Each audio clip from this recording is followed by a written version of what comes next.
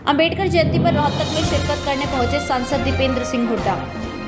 कहा, कोरोना पर हो रही है राजनीति, प्रदेश में बढ़ रहे मरीजों की संख्या के लिए सरकार को बताया जिम्मेदार। राज्यसभा सांसद दीपेंद्र सिंह हुड्डा आज रोहतक शहर में आयोजित अंबेडकर जयंती के कई कार्यक्रमों में भाग लेने पहुंचे थे। पत्रकारों से बातचीत करते हुए उन्होंने सरकार की कार्यप्रणाली पर सवाल उठाते हुए कहा कि सरकार प्रदेश में नाइट कर्फ्यू यानी कि रात्रि कर्फ्यू लगाकर बढ़ते हुए कोरोना संक्रमण पर लगाम नहीं लगा पाएगी।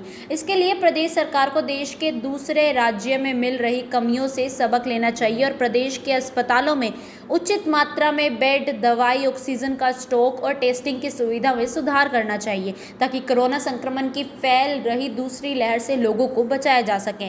मंडियों में चल रही गेहूं खरीद पर सरकार की व्यवस्था पर सवाल उठाते हुए उन्होंने कहा कि गेहूं की आवक काफ़ी मात्रा में है, लेकिन सरकार से गेहूं का उठाव नहीं हो पा रहा है, जो किसानों के लिए चिंता की बात है।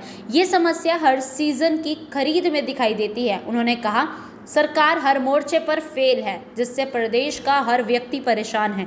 अब लोगों को प्रदेश में कांग्रेस शासन के रूप में ही विकल्प दिखाई दे रहा है। बाकी जो प्रदेश हैं उनके अंदर जो कोरोना की जो दूसरी लहर है, इसको लेके जो त्राही मची है और उसको लेके जो बाकी प्रदेशों में जो कमियां सामने आई हैं, उन बातों को समझे सरकार और उनकी तैयारी करे। उदाहरण के तौर पे नाइट कर्फ्यू की कोई ये कदम ज़रूर उठाया सरकार ने, मगर ये कोई अकेला कदम, कोई कारगर कदम नहीं है, क्योंकि ऐसा नहीं है कि कोरोना रात को ही निकलता है। उसके साथ साथ बाकी भी कदमों की आवश्यकता है। उदाहरण के तौर पे बेड्स, आज गुड़गांव के अंदर बेड ख़त्म हो गए।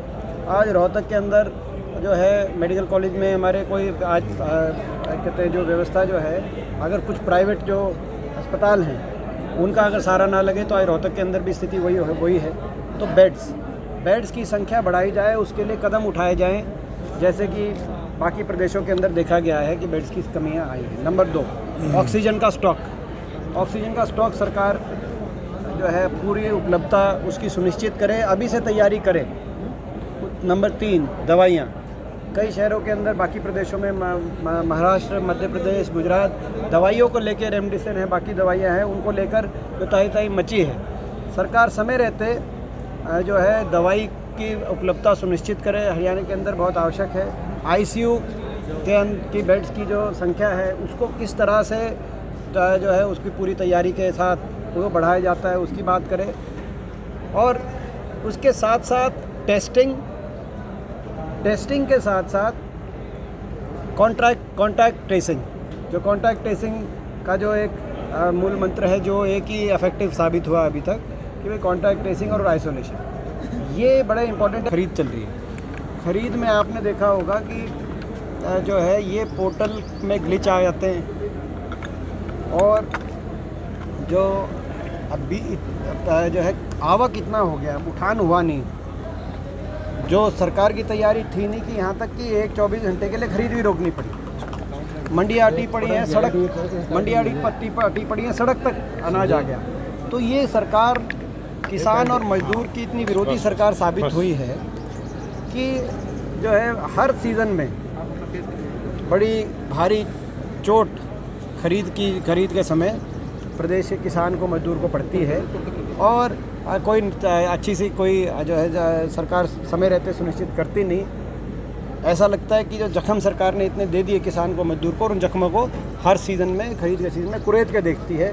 तो दुर्भाग्य है, सरकार इस तरह ध्यान दे। दीपेंद्र सिंह हुड्डा के साथ पहुंची झज्जर की विधायक व पूर्व शिक्षा मंत्री ने प्रदेश सरकार की शिक्षा नीति पर सवाल उठाते हुए कहा कि प्रदेश सरकार ने प्रदेश में शिक्षा व्यवस्था को चौपट कर दिया है, काफ़ी स्कूलों को बंद कर दिया है और यहाँ तक कि उन्होंने जेबीटी अध्यापकों की नियुक्ति पर भी रोक लगा दी है।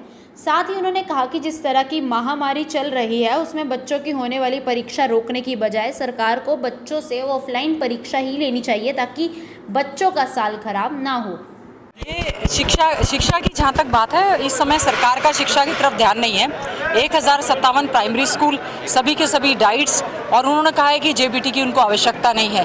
तो सरकार का तो मैं समझती हूँ शिक्षा की ओर ध्यान नहीं है, लेकिन कोरोना काल में जो एग्जाम्स की वो बात कर रहे हैं, तो मेरा उनसे अनुरोध है कि उसको ज़रूर ऑफलाइन करें या पूरी की पूरी व्यवस्था करें।